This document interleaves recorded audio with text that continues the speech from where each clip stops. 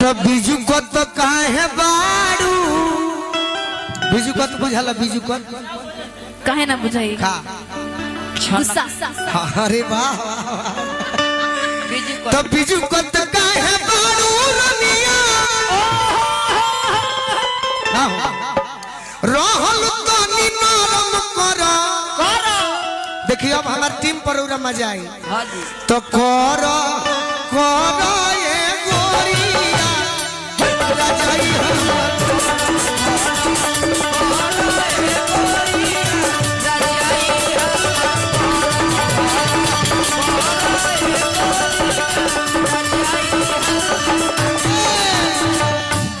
तू हमार जाड़ के बोरसी हो हीटर ना भोजपुरी में बोरसी कहल जाला।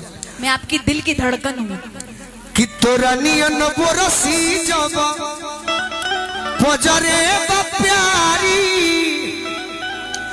तब गाहे जड़ावा में ठिठुरस शिकारी ढेर दिन से हमारी इच्छा बा कि तार बियाह होखे लड़का ढूंढ दीजिए कोई यही से न कहतनी कि बाल बच्चा होखे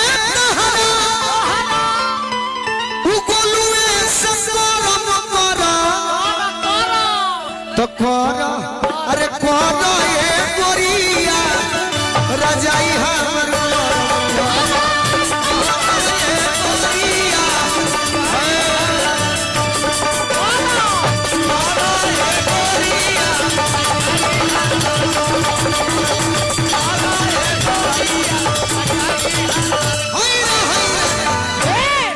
रौरो कुछ कही के रात हम ही कही आप ही कहिए, आप ही का मजा आ रहा सुनने में।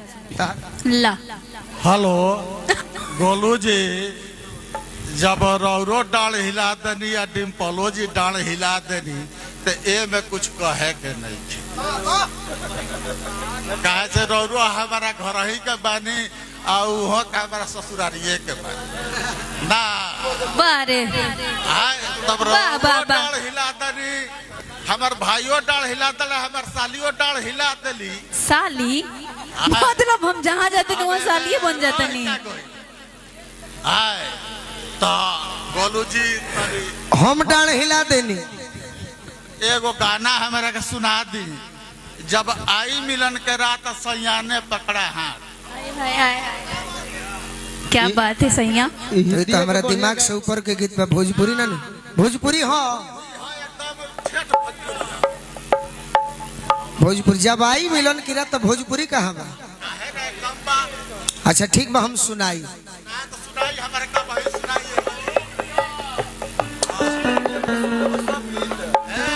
हाँ राम मोहन सिंह का हम चाचा हमारा अरे जिया बबुआन जिया जिया मिलन के रात सैया ने पकड़ा हाथ कंगन फूट गए फिर एगो गाना हमें सुना दी गोलू कि जब आई मिलन की रात अरे सैया ने पकड़ी हाथ कंगन फूट गई वो चूड़ी टूट गई वो कंगन फूट गई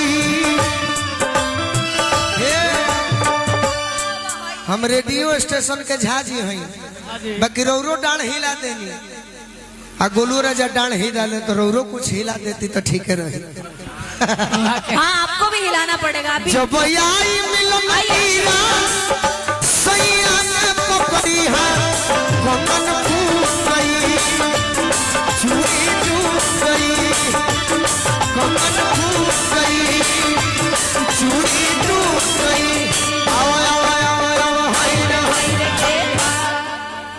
प्यार भरी पिया ने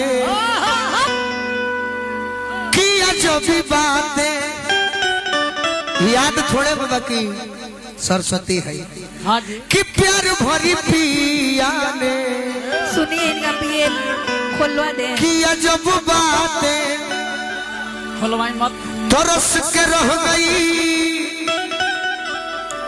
किया उनसे मुंह लगाते अब उनका फरमाइश है आपके जीजा जी का तो क्या कहें मेरे जीजा जी कहाँ से हो गए कहला से वही तो है नु कहनी हाँ कि अब हमके गोलू राजा तू डांड हिला दी हलो और सालियो डांड हिला दी हली कहाँ गई नहीं वहाँ के बाकी और जीजा जी कुछ नहीं हिलौनी कहाँ बने? भैया करण छपरा। दुल्हेरा जाके बाबा जी, अच्छा। करण छपरा। हाँ हाँ, बहुत प्रिंस बजरंगी जी। कि जब उसने दिया धोखा, अरे मैंने उसको दिया मौका, मेरी दिलवा टूट गई कि चूड़ी टूट गई, वो घोंघट टूट गई, वो चूड़ी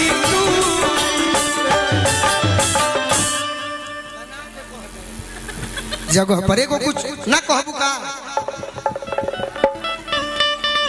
नरूरा कहे अनिल भैया। सुनिए ना, डिम्पल जी के शादी स्वभाव का हमारा शादी का माहौल है, आप गाइए तो महाराज। क्या आप भी नाटक कर रहे अरे हैं? हम नाटक करते नहीं, क्रिया खा के कहबू कि के नाटक करता।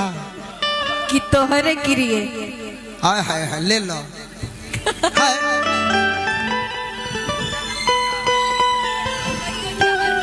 बैठ के तब हम जान लो कि हम ही पियकड़ बोलो मुँह मिल गई नहीं ना, हम रोल में आई ठंडा हो। क्या चाहिए? अच्छा, पी के हयारसी के दारू होके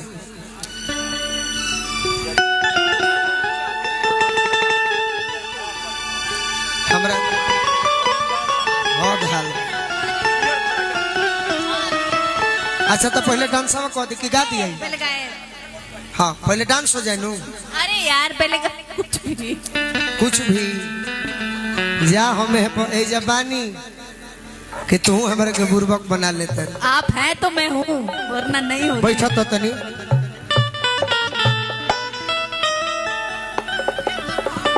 पहले डिम्पल जी के फर्क तनी बढ़िया से ये बुझाता जे शौचालय पास करे बैठल बड़ू। सही में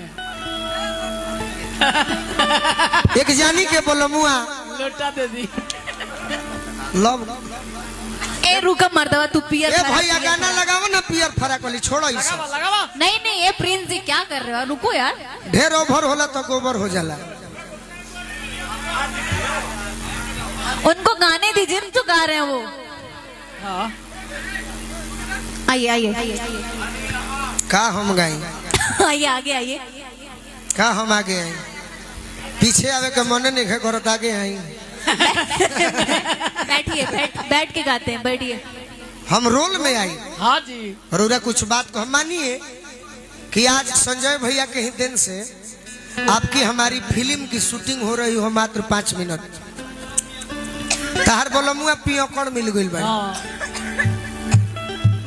पियकड़ की हाँ चोरी ना होला, जनता नहीं का है का है। वो पिए के फेरा में इतना ना घरवे दुआरवा चौकठो में बेच देले बा हाँ जो कर अभी रहिए नहीं कि के चोर लोग के मिली का ना।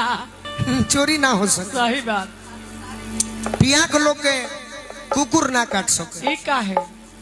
काटे के फेरा में कटी है सनू तो कुकुरवे के दहिया में पॉइजन हो जाई। हमारा ही हमरो से 20 कुकुर बा। हाँ जी, जिन तेने लात डाल दी।